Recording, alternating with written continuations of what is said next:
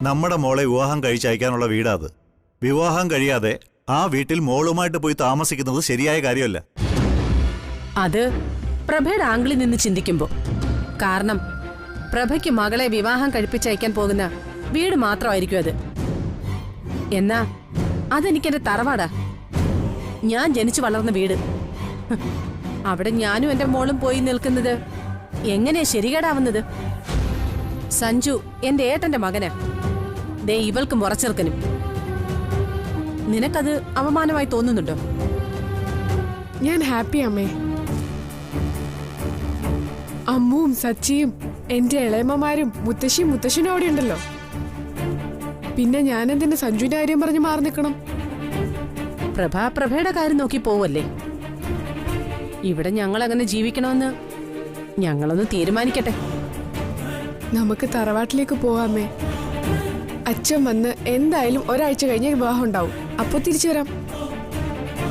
ഈ ഒറ്റപ്പെട്ട ജീവിതത്തിൽ നിന്ന് ഒരു മോചനം ഉണ്ടാവും.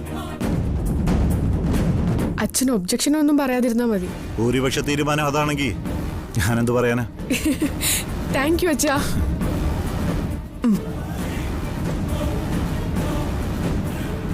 കാഞ്ചന പോകുന്നത് എന്തോ ലക്ഷ്യം വെച്ചാണ്. അല്ലെങ്കിൽ ശ്രീദേവിയുള്ള വീട്ടിലേക്ക് താമസത്തിന് കാഞ്ചന പോയില്ലായിരുന്നു. ഞാൻ ഇങ്ങനെ തീരുമാനിക്കാൻ കാരണക്കാരൻ പ്രഭ തന്നെയാ. ഒരേ സമയം കരയാനും ചിരിക്കാനും കഴിയില്ല പ്രഭേ. രണ്ടിലൊന്നേ കഴിയൂ.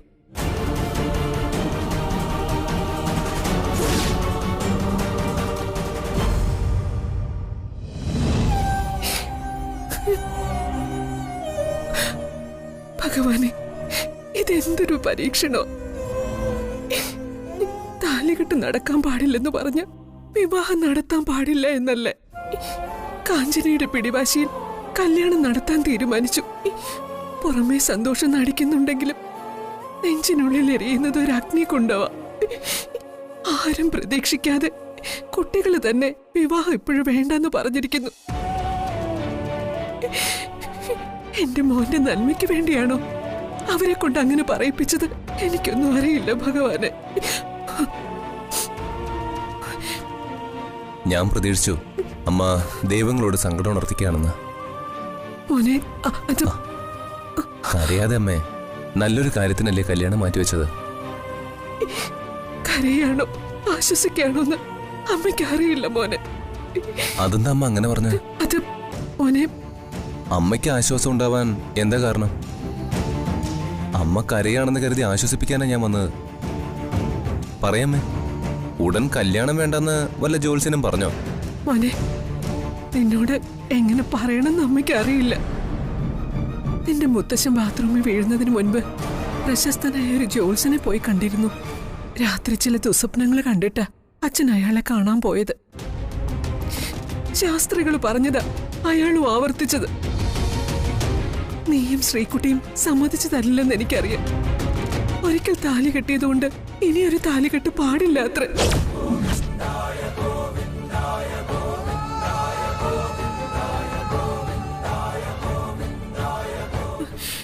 കണ്ടോ, അവൻ ശ്രീകുട്ടിയുടെ കഴുത്തിൽ താലി കെട്ടിയിട്ടുണ്ട്.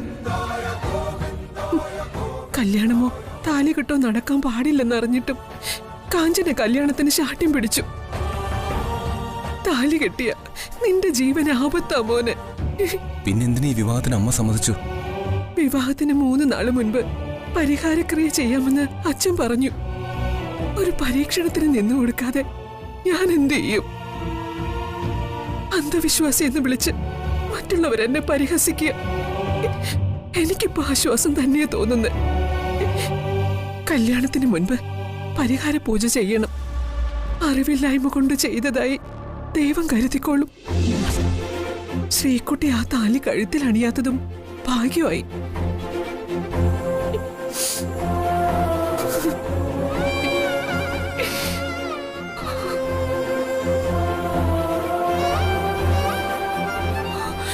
ഭഗവാനെ,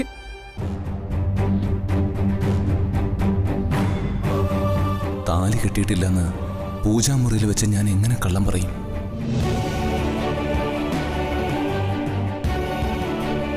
ലക്ഷ്മി കഴുത്തിലണിയുന്ന താലി തന്നെയാ പ്രശ്നം. പറഞ്ഞു കേട്ടതിൽ പല സത്യങ്ങളുമുണ്ട്. ഞാൻ കെട്ടിയ താലി എനിക്ക് തന്നെ അഴിച്ചെടുക്കണം. അതിൽ തീരും എല്ലാ പ്രശ്നങ്ങളും. പിന്നെ അവൾക്ക് ഭർത്താവെന്ന ചിന്തയില്ല. എന്റെ മുന്നിലെ തടസ്സങ്ങളും തീരും.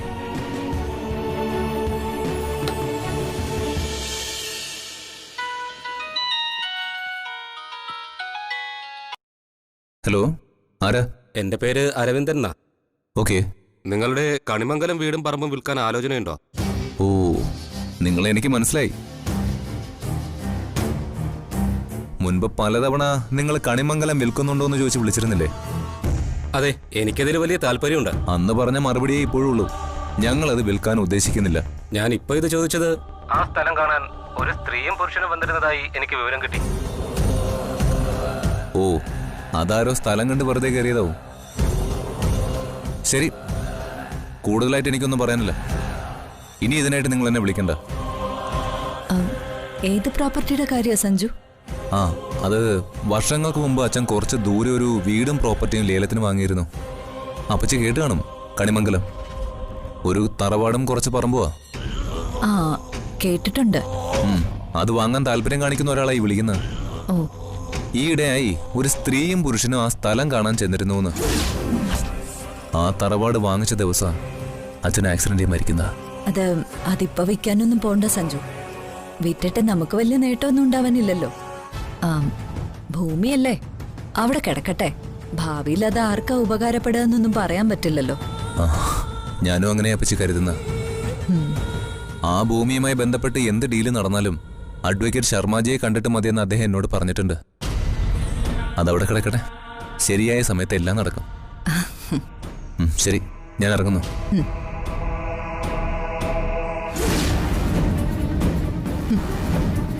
കല്യാണം കഴിഞ്ഞ് നീ ഇല്ലാതാകുന്ന സമയമാ ശരിയായ സമയം.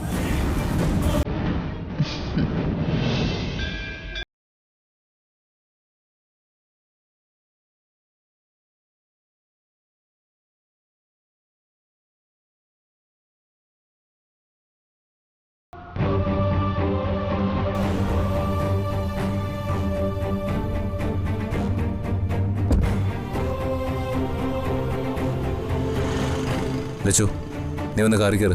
വേണ്ട, ഞാൻ നടന്നു പോയിക്കോളാം. പറയുന്ന അനുസരിക്ക്. ഇവിടെ ഇങ്ങനെ റോഡിൽ നിന്ന് സംസാരിക്കാൻ പറ്റില്ല. വണ്ടി കയറ്. അത് വേണ്ട, ഞാൻ പോയിക്കോട്ടെ. നിന്നെ വീട്ടിൽ കൊണ്ടുവിടാനല്ല കാറി കയറാൻ പറഞ്ഞത്. എനിക്ക് വളരെ സീരിയസ് ആയി നിന്നോട് ചില കാര്യങ്ങൾ സംസാരിക്കാനാ. നിന്നോട് പറയേണ്ട കാര്യങ്ങൾ മറ്റൊരാളോട് പറയാനും പറ്റില്ല. വീട്ടിൽ വെച്ച് സംസാരിക്കാനും പറ്റില്ല. എന്റെ സമയം കളയാതെ നീ കാറി കയറ്. ലക്ഷ്മി, നിന്നോട് കയറാനാ പറഞ്ഞത്.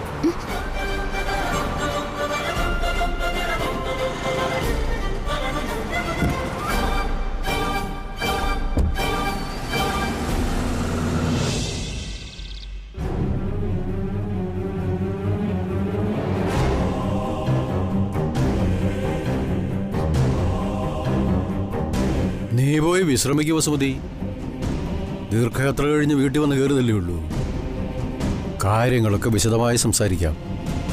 ഞാനിനി വിശ്രമിക്കണോ അല്ലേ? ഞാനിവിടെ ഉണ്ടായിരുന്നെങ്കിൽ ഈ വിവാഹം മാറ്റിവെക്കില്ലായിരുന്നു. നാട്ടിലെത്തി പേരക്കുട്ടികളുടെ വിവാഹം കാണാൻ മോഹിച്ചു വന്നതാ. എനിക്കൊരു തീർത്ഥാടനത്തിനും പോകണ്ടായിരുന്നു. പ്രഭയ്ക്കൊരു ജോലി കിട്ടിയതാണത്രേ വലുത്, കുട്ടികളുടെ ജീവിതമല്ല. കല്യാണം മാറ്റിവെച്ചത് എന്തിനാണെന്ന് ബന്ധുക്കളൊക്കെ ചോദിക്കുക. നീ കാര്യങ്ങൾ പറയണോ? അതല്ലേ ഞാനും ചെയ്തോണ്ടിരിക്കുന്നു. പത്രപരസ്യം കൂടി വന്ന ഇനിയും വിളി കൂടും. പക്ഷെ നിങ്ങൾ ഇതിന് കൂട്ടു നിൽക്കുമെന്ന് ഞാൻ കരുതിയില്ല.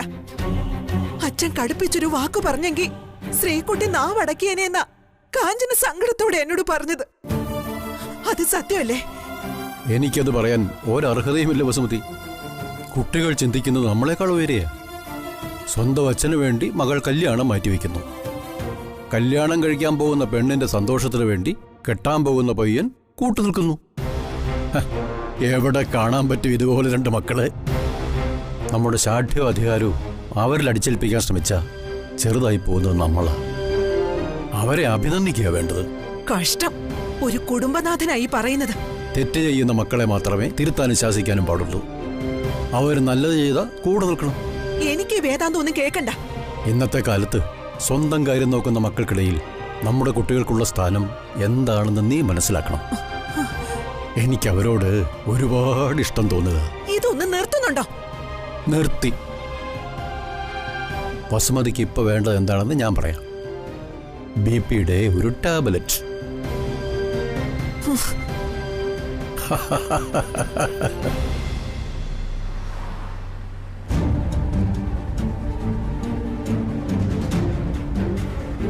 പറയാനുള്ളത് എന്താന്ന് ഇതുവരെയും പറഞ്ഞില്ല. കാറിലിരുന്ന് സംസാരിച്ച് കളയേണ്ട കാര്യമല്ലത്. സംസാരിക്കേണ്ടത് എനിക്ക് മുഖാമുഖം നോക്കിയാ.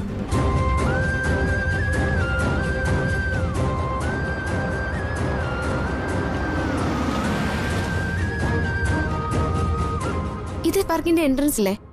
എന്തിനാ ഇങ്ങോട്ട് വന്നേ? ഇതിനകത്ത് ഒരു ഐസ്ക്രീം പാർലർ ഉണ്ട്. നമുക്കൊരു ഐസ്ക്രീം കഴിക്കാം. എനിക്ക് ഐസ്ക്രീം ഒന്നും വേണ്ട. സംസാരിക്കാനാ നിന്നെ ഇങ്ങോട്ട് കൊണ്ടുവന്ന്. എനിക്ക് പറയാനുള്ളത് കേട്ടിട്ട് നീ പോയാൽ മതി. ഇറങ്ങ. ഞാൻ മംഗലശ്ശേരി വരുമ്പോ ഇങ്ങനൊരു വല്യച്ച കണ്ടിട്ടില്ല. ഇപ്പൊ വല്യച്ച സ്ഥാനം ചമഞ്ഞുള്ള വരവാ എനിക്ക് മനസ്സിലാവാത്തോ. ഞാൻ ആ വീട്ടിലുണ്ടായിരുന്നോ ഇല്ലയോ എന്നത് ഞങ്ങള് കൂടപ്പറപ്പുകൾ തമ്മിലുള്ള കാര്യമല്ലേ. കവിത ഒരു കാലത്തും എനിക്ക് അനിയത്തി അല്ലാതാവുന്നില്ല. അവളുടെ ഏത് കാര്യത്തിലും കാഞ്ചന ഇടപെടും. ദിനേശന്റെ അസുഖമൊക്കെ എനിക്ക് മനസ്സിലായി.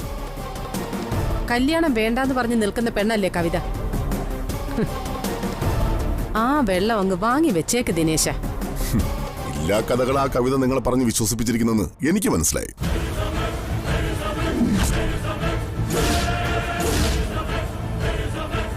അവളുടെ പല കള്ളക്കളികളും ഞാൻ പൊളിക്കുന്നു മനസ്സിലായപ്പോ എന്നെ വ്യക്തിഹത്യ ചെയ്ത് നാവടപ്പിക്കാനുള്ള തന്ത്രമുള്ള ഏത് പുരുഷന് നേരെയും പെണ്ണിനെടുത്ത് ഉപയോഗിക്കാൻ ഇതൊന്നു മതി. ഞാൻ കയറി പിടിച്ചെന്നും കൂടെ പറഞ്ഞില്ലേ? അതിന് അവള് മുഖമടച്ച് തന്ന കാര്യം കൂടി പറഞ്ഞു. കാവേരി വന്നതുകൊണ്ടാ നിന്റെ കയ്യിൽ നിന്ന് അവള് രക്ഷപ്പെട്ടത്. അതെനിക്കിഷ്ടപ്പെട്ടു.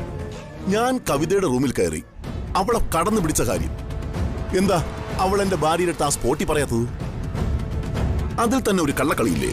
അതിൽ പിടിച്ച് നീ നിരപരാധിയാവാൻ നോക്കണ്ട ദിനേശ. കവിത അവളുടെ അനിയത്തിയുടെ ജീവിതത്തിന് വില കൽപ്പിച്ചു. ഒരാളുടെ പക്ഷം പിടിച്ച് സംസാരിക്കുന്ന ആളോട് എന്ത് പറഞ്ഞിട്ട് ഒരു കാര്യമില്ല. അനിയത്തിക്ക് വേണ്ടി മഹാത്യാഗം ചെയ്ത ചേച്ചി. ഇനിയിപ്പോ ഞാൻ എന്ത് പ്രവർത്തിച്ചാലും കവിത കാവേരിയോട് പറയില്ല. പക്ഷേ ദിനേശൻ അങ്ങനെ ഒരാളല്ല. ഓ,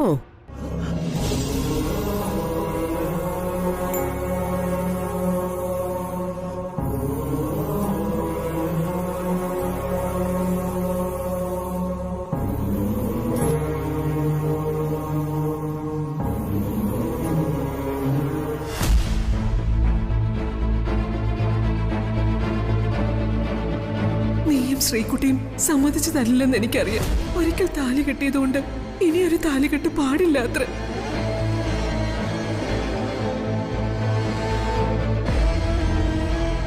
നിങ്ങളുടെ അനിയത്തിക്ക് ചില ചുറ്റിക്കളികളൊക്കെ ഉണ്ട്.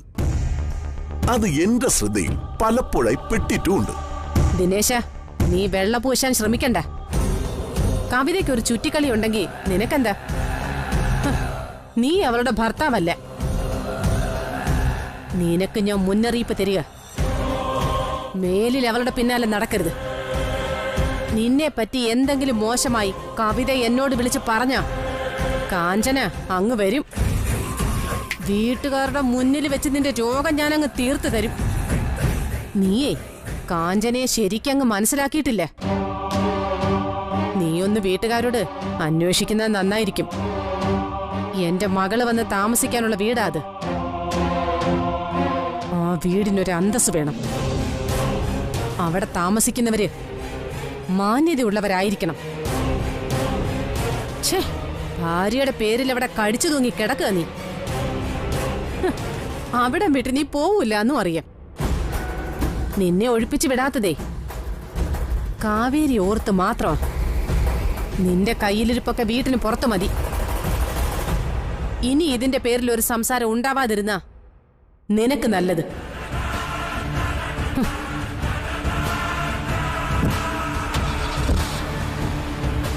ഭർത്താവിനെ വരച്ചവരെ നിർത്തുന്ന ഇവളുടെ വിചാരം എല്ലാ ആണുങ്ങളും അതുപോലെയാണെന്ന്. ദിനേശനെ കണ്ണുരുട്ടി പേടിപ്പിക്കാൻ വന്നിരിക്കുന്നു. അവൾ കാവേരി വിളിച്ചെങ്ങനെ പറയൂ? ഏയ്, കവിതയെ പോലെ പേടിക്കേണ്ട കാര്യമൊന്നും കാഞ്ചനയ്ക്കില്ല. ഒരു പാക്കറ്റ് ഐസ്ക്രീം വാങ്ങി കാവേരിക്ക് കൊടുത്തിട്ട് വാടപ്പിക്കും.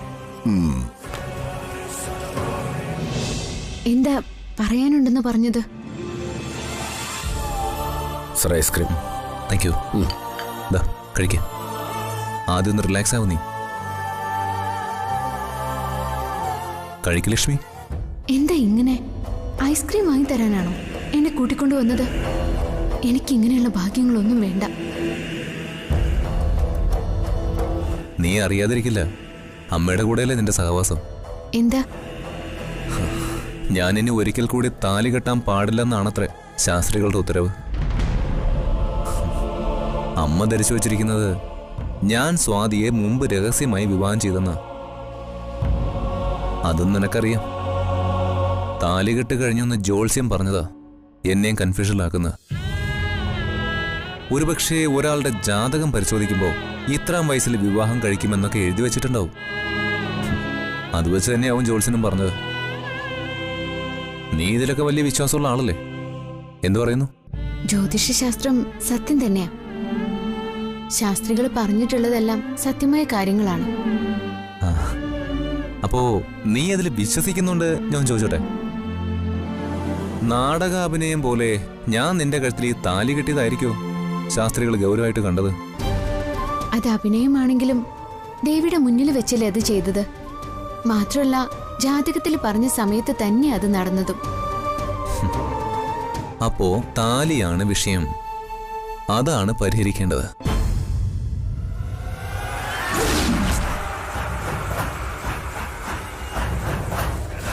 എന്താ മുഖം വല്ലതായല്ലോ? ദിനേശനങ്ങള്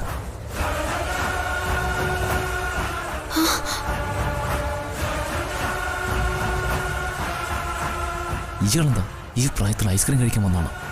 ഒരു ഫാമിലി പാക്കറ്റ് ചോദിച്ചിട്ട് കുറെ നേരമായല്ലോ. സ്ട്രോബെറി ആണേ. തന്തമാര് സമ്പാദിച്ചു വയ്ക്കും, കണ്ടവന്റെ മക്കള് തിന്നുകൊണ്ട് പോകും.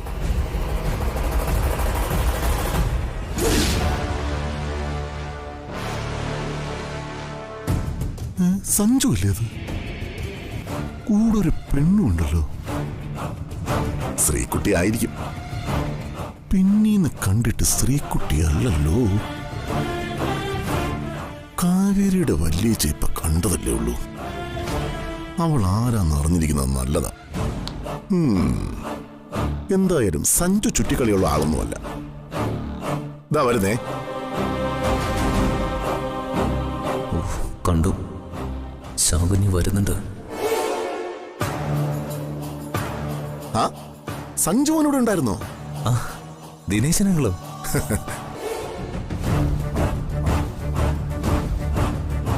ഇവളോ? ഞാൻ കരുതി മോന്റെ കൂടെ ശ്രീകുട്ടി ആയിരിക്കുന്നു. ഇവളെന്താ നിന്റെ കൂടെ?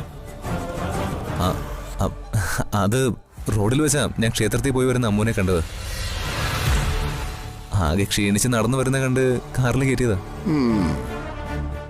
ഒരു ജ്യൂസ് വാങ്ങി കൊടുക്കാന്ന് വെച്ച് ഇവിടെ കയറി. ഇവിടെ ഐസ്ക്രീം മാത്രമേ ഉള്ളൂ. ഓ, അങ്ങനെ. ഇത് വിശ്വസിക്കാൻ ഞാൻ അത്ര മണ്ടനൊന്നും അല്ലടാ. അമ്മ കഴിക്കേ. നീ സഞ്ജുവിനെ പാട്ടിലാക്കാനാണ് നോക്കുന്നതെന്ന് മനസ്സിലായടി. അവന്റെ മനസ്സിലാക്കാൻ നിനക്ക് കഴിയില്ല. അല്ല, അങ്കിൾ എന്താ ഇവിടെ വന്നത്? ഐസ്ക്രീം കഴിക്കാനാണോ? ആ, കാവേരി ഇടയ്ക്കിടയ്ക്ക് ഐസ്ക്രീം ചോദിക്കും. അങ്ങനെ ഒന്ന് കേറിയതാ. ഞങ്ങളുടെ സന്തോഷം ഇതൊക്കെ അല്ലേ ഉള്ളൂ. ദുഷ്ടൻ. അദ്ദേഹത്തിന്റെ മുന്നിൽ എന്തൊരു അഭിനയം. എന്നാ ഞാൻ പോട്ടെ മോനെ. ആ, ശരി അങ്കിൾ ചെല്ല്. ശരി മോനെ. ദിനേശൻ ചേട്ടൻ വീട്ടിൽ ചെന്ന് പറയും. അതിനെന്താ കുഴപ്പം? നിന്നോട് ചോദിക്കുകയാണെങ്കിൽ ഞാൻ അയാളോട് പറഞ്ഞാൽ നീ അങ്ങ് പറഞ്ഞേക്കണം. എനിക്കിവിടെ ഇരിക്കാൻ പറ്റില്ല. ഞാൻ പോകുന്നു. ഞാൻ പറയാനുള്ളത് പറഞ്ഞില്ല. ഇനി എന്നെ ഇവിടെ പിടിച്ചിരുത്തരുത്. എന്നോടൊരല്പം ദയ കാണിക്കണം. ശരി, ഇറങ്ങാം. പക്ഷേ എനിക്ക് സംസാരിക്കാനുള്ളത് കേട്ടിട്ട് നീ പോയാൽ മതി.